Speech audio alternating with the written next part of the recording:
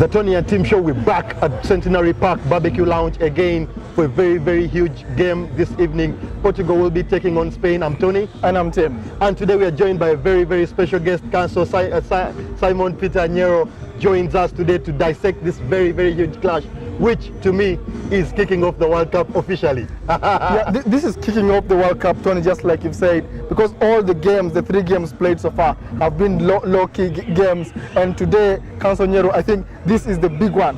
What do you think about it? Yeah, absolutely. It's a big game. You're looking at 2 highly ranked teams in the FIFA rankings. Yep. Portugal ranked 4th. The current European championship holder. Spain ranked 10th. Yep. So it's going to be something interesting. And if yesterday was anything to go by, rankings count for nothing in this tournament. So it's going to be an absolutely firing game, and let's hope for goals. Is it a game you're looking at many goals, or you're looking at few goals here? Well, you know, the problem with Spain-Portugal, especially in the World Cup, they haven't really met so much. The last meeting, I believe, was 2010. Yep.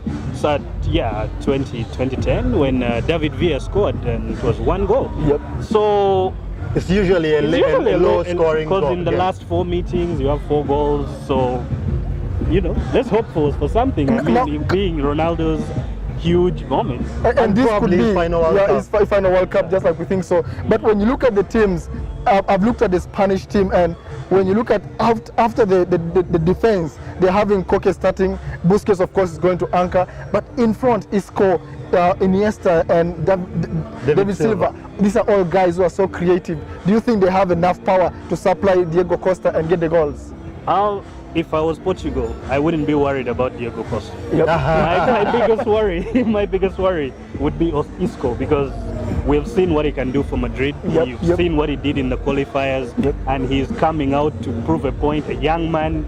And as this tournament has shown, the young talent always comes up, and they tend to overshadow the big boys. So Costa may not be the biggest threat today. It's those around him who make things happen, because being a front man, he'll take all the pressure away from them.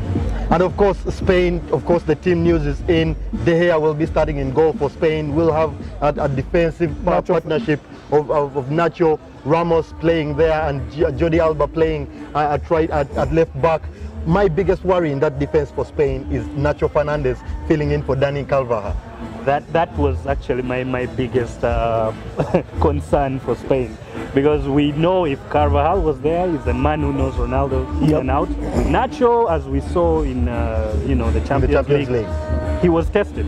He was tested, and he failed to live up to that expectation. Do you think Ronaldo will be licking his lips saying, "This is where I'm going to pass"? I'm sure he's relishing the challenge, because any coach would be know. thinking, let's take Nacho Fernandez, let's try and get that loop. Because when you look at the entire Spanish team, most of the team is well balanced. They have the best goalkeeper in the world, according to me. Although my biggest problem for Portugal would be Ramos. Because he will know Nacho is not really their biggest asset in that defense. So he will come around to cover. And we all know Salah can testify. Surely Ronaldo must be remembering. Can Ramos do a Salah on Ronaldo? I hope not, because I want everyone to finish the game. That's what I think. Football, you never know. Council, just a quick one. When we look at the Portugal side, they're not very big names there. These are all, we know the players, but they're not that the superstars. We would have thought maybe Andre Silva is being taunted to replace Ronaldo in this. Who has had a very good season with AC Milan, by the way. But he's starting on bench, and they're having Guedes as his replacement, I think. Do you think that team of Portugal has enough to go? Well, I think with the move of playing Guedes, Fernando Santos has pulled off something that I hope Spain does not fall victim to it, because if Andre Silva comes on in the later stages of the game with the teams tiring, he could be the difference. And with a game like this, where one small slip will be the end of you, he could be the difference. And a quick one, you've said this could be a master plan by Fernando Santos. We look at Nyero. He has come in just two days to this game. Do you think he has had enough to make sure the team now plays in his style, or is he going to copy the style of Leptogray? Things run. Well, you see, the good thing is he has been part of the team. He was the sporting director before being appointed the coach. And he knows these players. He has personally seen their development throughout the Spanish league and everything. And I feel, being a man who was very experienced for his side, a legend. And actually, when you look at his statistics, he was a high-scoring defender. So I don't think he's going to come off as someone who's going to hold back and defend everything. I'm sure his message to the Spanish team is to go out at Portugal because he knows where their weaknesses are, and he will try to exploit those with the team that he has selected. Very quickly, can we look at the key clashes from this game across the field? One of them, my bunch of the pick, is Pepe taking on Diego Costa. What do you think of that battle? Well, every Portuguese fan today must be praying that Pepe has his brains on today. We all know the kind of player that Diego Costa is. He will antagonize you. He will do everything to make you lose your concentration. So let's hope Pepe has become a new Pepe today. But on the other hand, you also know that Pepe could be the one who will be nudging Diego Costa. So Costa could be the man who's going to lose his head in this game. It's a bit of a two-way street because you have two hotheads who are probably going to be marking each other in this game. And you know, with the tension and everything, the expectation, they could be the ones that actually provide the entertainment tonight.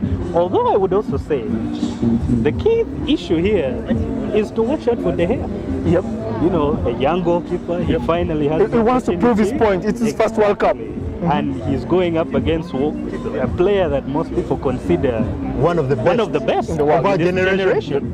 And this will be his moment to say, look, I can stop this guy. Exactly. And if he does that and stops Ronaldo from scoring again, then Tony, one key point in this squad is William Carvalho. He's the man going to anchor the Portugal team to make sure stops all the ticking in front. The ticking in front of him. He is a one man there. He might need more bodies to come and help him. Do you think he'll be able to do the job? Carvalho is an interesting pick, especially he has been flattering with lots of playing with a lot of teams. We thought he would move into the Premier League a couple of seasons ago. He's still playing in Sporting Lisbon. He's a good player, but he has to be at his best, especially that his other midfield partnership. It's Fernandes, a player who doesn't have the same kind of profile. And we know that Spain will be attacking with Iniesta, David Silva and Isco. These are very, very technically gifted players. Carvalho certainly has to be at his best. It's not just him against Iniesta. It's him against the three who can alternate, Tony. They can move anywhere. This Spanish team is a big problem. Very quickly, gentlemen, as we wrap up, what is your prediction, team? I've gone for 2-1 Portugal. I think Portugal still has something to prove in the World Cup. They've really never gone far in the World Cup semis or the final, and this could be the year. I see them as underdog. They're coming here buoyed as the European champion. So taking on Spain, them, I think, come on, we are the best in Europe right now. Don't forget, most likely the winner of this game becomes the tops the group. Definitely, I think this game is to identify who tops the group, and everyone will want to top the group so that you play a second side from another group. So I think it's a big game, but I've gone for 2-1 Portugal. Nyero, what are you saying? Well, I'm not going to go for a high-scoring game. No, that one is true. I believe it may be another 1-0 for the day. And it's going to be Spain. And my big money will be on Isco stepping up tonight. I don't see Ronaldo breaking his... And the funny thing, he has gone, 225 minutes without scoring against Spain. So I don't see that ending today. I see Isco stepping up and being the decider in this match. I've gone for a 2-0 win for Spain. I think they have enough armor in this team. They have the best creative midfielders almost playing in Europe. They have a very good striker if he turns up. Diego Costa, he hasn't played so well for Spanish national team up to this point, but I hope he's a player that can pick up and probably show his ability. They have the De Gea in goal. I don't think that guy concedes a lot of goals.